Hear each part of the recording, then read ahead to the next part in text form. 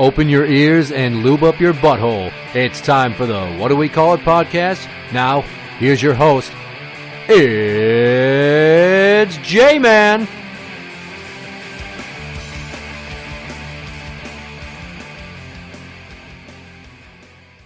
Welcome to the What Do We Call It podcast. I'm Jmann. And I'm number one fan, Tim. Another episode for Mental Health Awareness Month, where I will be talking about my own experiences, just to be open and possibly educate other people. Okay. In the previous episode, I talked a lot about rage, and the preface to that was that I have anxiety issues. My son, Bubba, has been labeled to have anxiety, so I don't fully understand it, though. I will give you some examples, and a lot of them do not fucking make sense. If I decide I might want to purchase something, I get it in my head that I need to buy it to scratch that itch, to be done thinking about it. And sometimes I will go to extraordinary lengths to find the item if I've seen it a previous day and it has since then sold out. Case in point, I was sitting in class in college once, and I had been to the mall a few days earlier, and there was this shirt that I saw. I didn't necessarily want the shirt that bad that it necessitated walking out of class in the middle of a lecture, but I did it because I spent 5 to 10 minutes nervously tapping and drawing in the margin of my notebook, thinking about, God, are they going to have my size? How much did it cost? I'm like, fuck, and it would go with this pair of pants. Just stupid, idiotic, anxious bullshit. And then I went to the mall after walking out of class, and they didn't have my size. I bought the next size down, and it did work. But then I got the shirt, and you would think that would be the end of it. I didn't feel the joy of the purchase because I didn't want it that badly. Because I had only gone and spent the money to compulsively scratch the itch in my head, the nervousness or anxiety of feeling like I need this and I have to have it now. Would you say that compulses some people to steal, younger people that don't have money? It could, or it could be an attention-seeking device. Even though they know I shouldn't do this, and there's going to be consequences, and I'm going to get the wrong kind of attention that I don't want, they're still going to do it. Because in their mind, they're like, fuck, I should do it. Just fucking do it right now. I'm going to do it. I'm going to fucking do it. Okay. I will lay in bed at night and lose sleep, staring up at the ceiling into the darkness. I will get it in my head, something that I feel is unfinished or unresolved. For instance, this has come up numerous times in the year plus since I've finished working at the jail, where I will think about how I was wronged and fucked over, and by the people that they did it, and the things I would say to them to let them know I know they were crooked and biased and didn't follow procedure and fucked me over.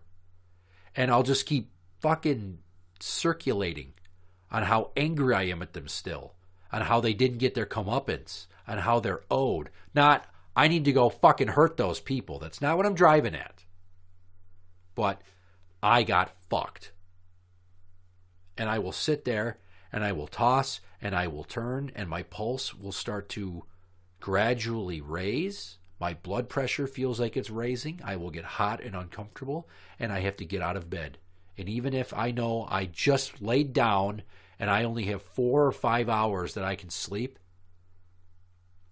and I will be up for an hour watching TV to recenter my mind, surfing the web, even though they say screen time doesn't help when you are tired but can't sleep. Like, I have hardcore fucking insomnia.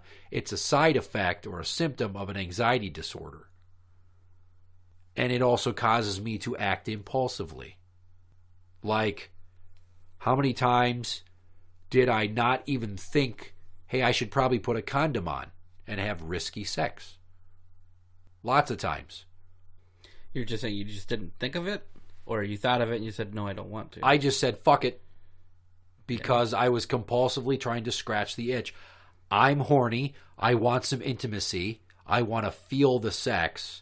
Who cares about being safe? Nothing's going to happen to me. I was kind of the same way, except for it was never, I was always worried there was a possibility.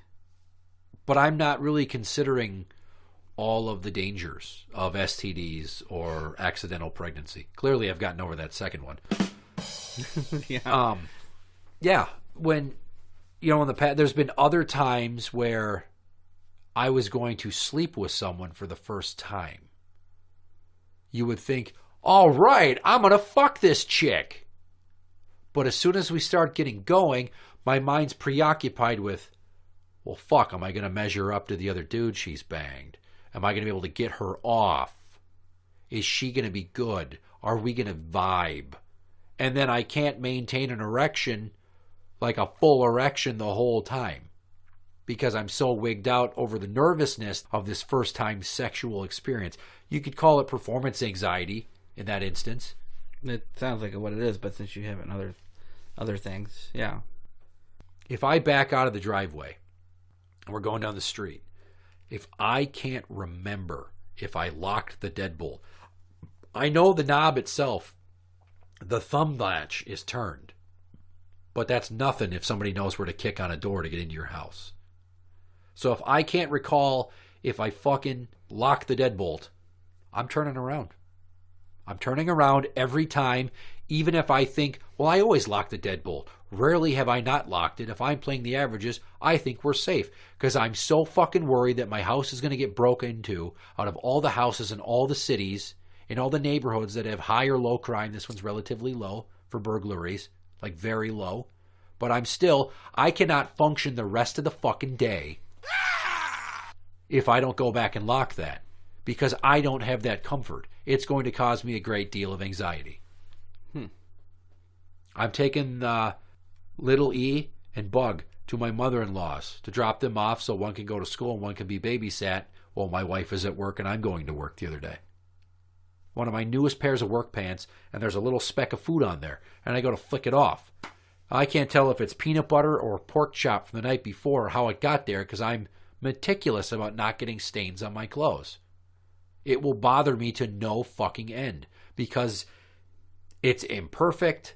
It's not worth a shit anymore. Everyone's going to notice it. I'm not going to look good. I'm going to look unprofessional and raggy. See, this makes me wonder if Bubba even has anxiety, because I can clearly say he doesn't give a flying fuck about his appearance. He doesn't give a damn if he locks something that he knows he's supposed to lock. I mean, just the examples can go on. It's going to get worse as he gets older, because it has for me.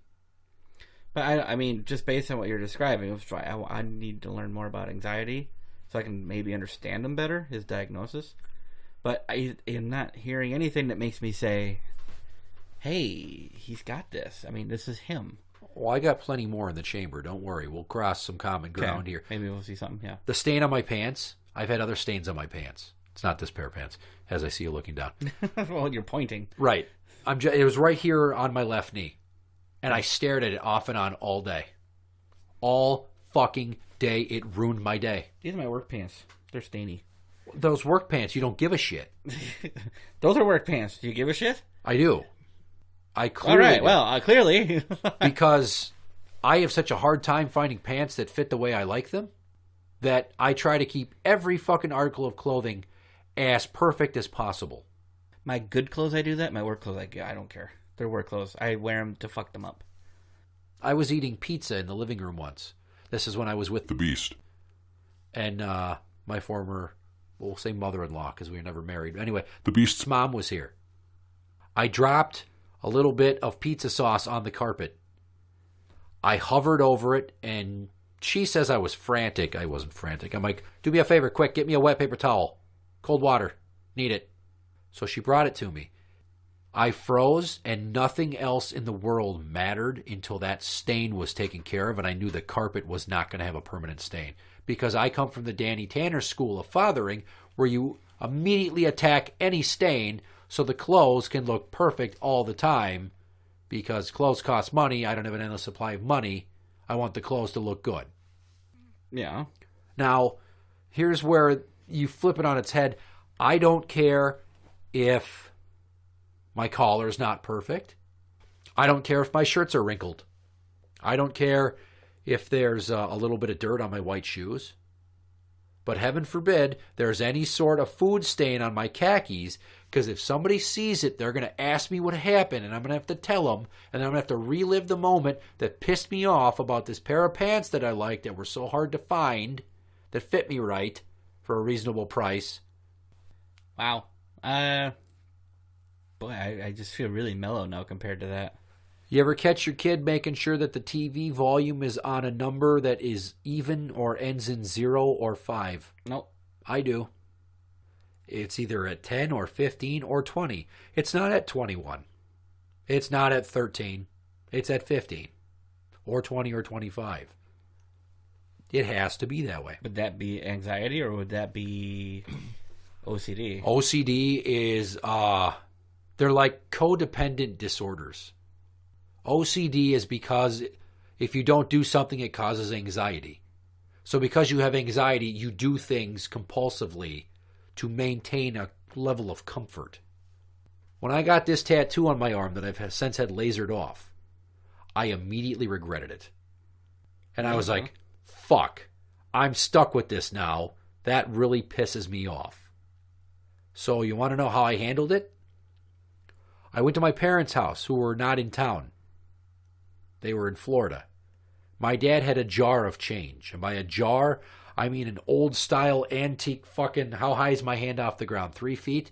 A 3 feet, Like giant, closer thick... to 2 feet, 30 inches tops. A giant glass jug with an opening big enough to put your whole fucking fist in, full of pennies. Okay. To get my mind off of how upset I was that I had permanently disfigured my body in a way that was very difficult to reverse, I counted pennies. Wow. And I lined them up, and I put them in piles of $20 or $10 and then $20. And then if I lost count, guess what? That entire pile was getting recounted. Jeez. I do this shit. Not me. But conversely, I have a closet door upstairs that most people that have been in my house that have seen it probably think I'm a maniac, because I've punched several holes in it out of rage to cope with parent stress. And then I've written a note to myself in fucking magic marker over it to remind myself why I made that specific dent. I consider it like a piece of pop art. Are you picturing it? I'm picturing it. Any of this with the kid? No. When I was in high school, obviously I had bad skin. Not terrible, unbearable fucking cystic acne, but I'd get zits. You would, yeah. Not terrible. Well, I have big pores, so I get really big zits. And I would just feel like no one will take me seriously if I have them. I would obsess all day about if people were looking at it. So it was ridiculous how much I focused on it, to a point where I went to a doctor about it. And he prescribed me an antibiotic that he said would help cut down on the natural bacteria that my body is building up to, create the acne. And, yeah, I took it for 2 years. Twice a day. Did it help? Probably not. You were 17, so I was just getting into my 20s. I don't remember seeing you that often at that point in time. So it got to the point where I used to use those oxy pads. Yeah. Okay. Got them for pubert. I would wash my face in the shower with soap before I knew about, medicated face wash. And I'd get out of the fucking shower, and I'd use one of those. And I'd get home from school, and I'd use one of those. And I'd get home before bed, and I'd use one of those. I still wash my face 3 times a day. Good hygiene. Is it, or is it that I can't feel comfortable if I get to a certain threshold of time, 8 or 10 hours, and I haven't washed my face, I feel my face start to heat up. My ear tips will turn red. I'll start to panic. Are my pores clogging right now? Huh. It's not rational thought. That's Not anxiety. really. That's okay. Well, again, so far it doesn't sound like Bubba has that. It depends upon some of the things that he's doing and how it might manifest. I need to have rooms. He steals and he likes to try to pee places he's not supposed to be peeing. That could be it. That's just how he habitual copes. Liar. This isn't about him. Sorry. You want to know what those symptoms mirror, though? What? Someone who has fetal alcohol syndrome. Where's it Asperger's? Well, because I'm a social worker and I deal with people with all manner of diagnoses, I have a number of clients with fetal alcohol syndrome. And they don't know they have to pee until right before they have to pee because their brain just doesn't, He does have a bedwetting issue. go to the toilet. No. So as soon as he's got to go, fuck, I got to go now. It's happening. I don't think that's it, though, because he'll go places and purposely do it and try to hide it. So will one of my clients. Okay. I just... Who's also a thief. Steals a lot of cell phones from people and then comes up with these unbelievably confabulated bullshit alibis as to how it couldn't have been him that stole it. And then when you say, they have you on camera. Well, who's to say they still have the footage? I can go home and I could hack the camera. How are you going to hack the cameras? I have a computer. How would you even access their security system if it's not connected to the internet? Well, I know how to... No, you don't. Shut the fuck up.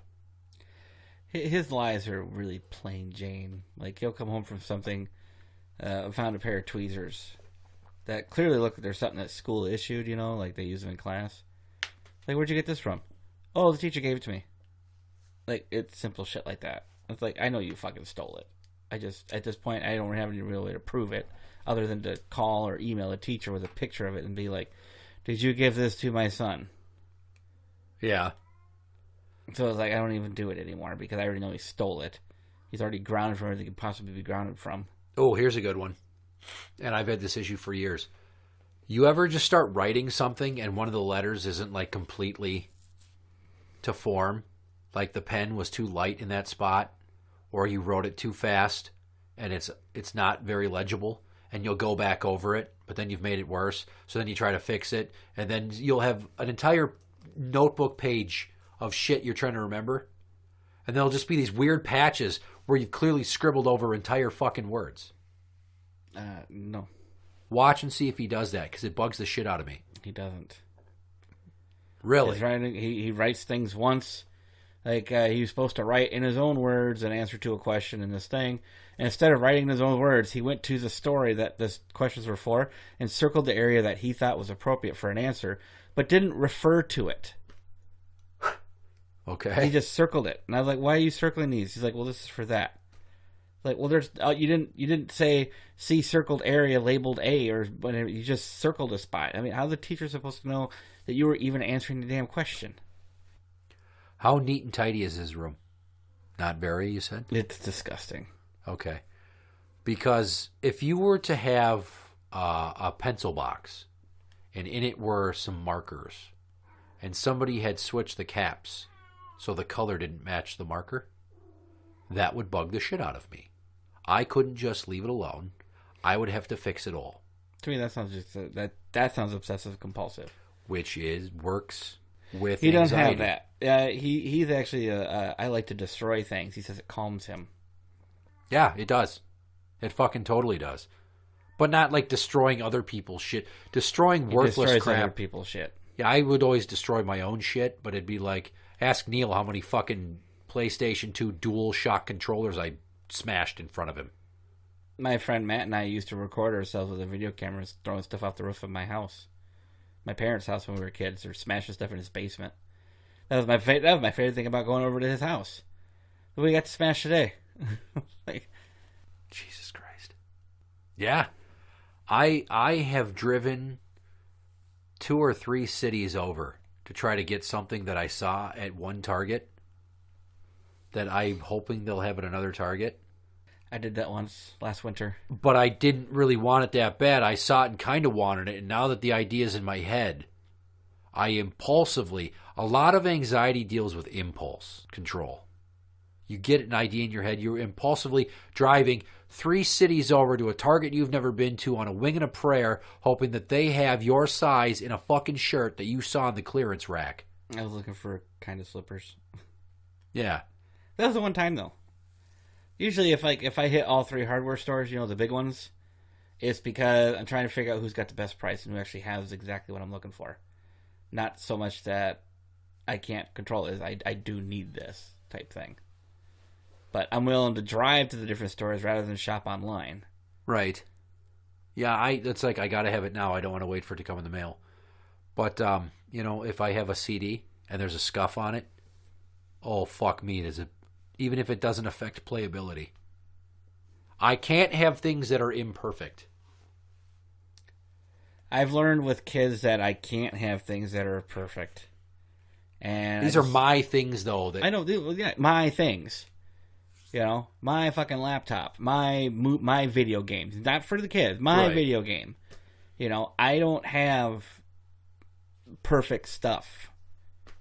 As the kids have gotten older and everything, and it's just, I've gotten used to the idea that right now, this isn't my stuff. I just use it. When they move out, it'll be my shit again, and I'll have nice stuff. But that's just something I just let go. It's like, fine, whatever. I'll start replacing and repairing things when they're gone. Not me. They don't touch this unless I let them. They ask to use all the time, and I say, you're not using my laptop. I don't care. It's mine if you fuck something up. There's thousands of hours of creativity that I will lose. I have let them use mine. They've asked and stuff. But it's like I get it back, and they don't put the mouse pad where I want it. I mouse left-handed. Mm-hmm. They all mouse right-handed. Well, that's because you don't have a soul. You dirty fucking southpaw. I also play left-handed hockey too. You want to tease me on that? I don't think that's bad. That's different. But mousing left-handed is a terrible stuff. Yes, and you can go right to hell with it's Ned because Flanders. Of my dad. And if you look at where the arrow keys are on a laptop, mouse pad on the left, arrow keys here, perfect for like when you're playing games and stuff. Rather than that whole WASD shit. I don't fucking play games on the computer. I had to look at your keyboard to know it because I don't know it by heart. Okay. The thing about anxiety is you don't know why the things that bother you. They just do. And you try to come up with coping mechanisms to not have to feel so shitty about it. And these mechanisms could be minute. They could be grandiose. Say you tried to put in an offer on a house and you didn't get it. And it's in the same neighborhood where you live. And you realize that that house would have been better than the one that you bought. So then you drive by it and think about how much better your life would be if you would have had that house because of the different floor plan. Or, opposite, you avoid that street completely because the fact that you didn't get that house and you know that you wanted that and it would work better for you, at least you're convinced in your mind of that, you avoid it so you don't have to see it, so you don't have the thoughts about how you got fucked and you don't have a house that you want. It's not, well, at least I have a house. I'm not fucking homeless. It's fucking nuts. This is what it's like living with anxiety. And a big one is the insomnia. Insomnia is huge for people with anxiety disorders. Bubba sleeps like a fucking log. Yeah, fuck him. I wish. He sleeps for like 10 hours. That son of a bitch. Like on a weekend, he's not up before 10 o'clock. I haven't slept for 10 hours consecutively without waking up to toss and turn or piss. And I don't even know how long, but when I did, it involved rain, an overnight shift the night before, and melatonin in my system when I laid down, plus earplugs. That's the big one with the insomnia. I can't sleep without earplugs because the tiniest little noise will jolt me out of a dead sound sleep. And if I don't have that feeling now where my brain's conditioned to not go to sleep until that thing is in my ear canal, stopping the sound, my brain won't come to a screeching halt to relax to sleep. It's like a Pavlovian incidental training that I've done to myself. Pavlov with the dog, ring the bell, he salivates because he knows it's time to fucking eat. Yeah. If it's not dark enough, I can't sleep. If I don't have earplugs, I can't sleep. Well, I don't know how I feel about what you said where they're thinking that Bubba has anxiety issues. That's Leadhead thinks that he was misdiagnosed and he might have Asperger's because she watched a video on YouTube and wow, that's him. So and she sent me the link, but I never watched it. Yeah, you need to consult 10 to 15 sources before you go talking about We're spectrum already disorders. getting reevaluations done and stuff like that and extra therapy and everything. So, but it's like one counselor did mention he might have Asperger's a long time ago, but when he went to that prairie care place for 8 weeks. Yeah. They're like, he's got ADHD, we can tell that, and they're pretty sure it was anxiety, and they're treating him for it. But he's going back downhill and regressing. So I don't know. Interact with the show on Twitter at What Do We Call It? That is at What Do We Call It? You can find us on Facebook at facebook.com/group/What Do We Call It podcast show. For the What Do We Call It podcast, I'm Jmann. And I'm number one fan, Tim. And that's the end.